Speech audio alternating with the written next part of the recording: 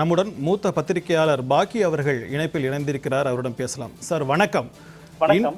இன்று மக்களவையில் பிரதமர் மோடி உரையாற்றாததற்கு எதிர்க்கட்சிகள் மீது சபாநாயகர் ஓம் பிர்லா அவர்கள் குற்றம் சாட்டியிருக்கிறார். எதிர்க்கட்சிகள் பிரதமர் மோடியை தாக்க திட்டமிட்டு இருப்பதாலேயே நான் தான் அவைக்கு வர வேண்டாம் என்று சொன்னதாக அவர் கூறியிருக்கிறார்.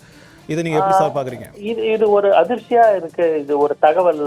சபாநாயகர் மக்களவைத் தலைவர் ஓம் பிர்லாவே எப்படி சொல்லியிருக்காருன்னா அது ஒரு பெரிய அதிர்ச்சியான தகவலா இருக்கு. ஆனா அதே சமயத்துல ஒண்ணு கவனிக்கணும். நேற்றோ முன்தினமோ நாடாளுமன்ற மக்களவையில சில எதிர்கட்சி தலைவர்கள் நேர அமித்ஷாவுக்கும் ராஜ்நாத் சிங் பாதுகாப்புத்துறை அமைச்சருக்கும் முகத்துக்கு நேரம் இருந்து பேசினாங்க.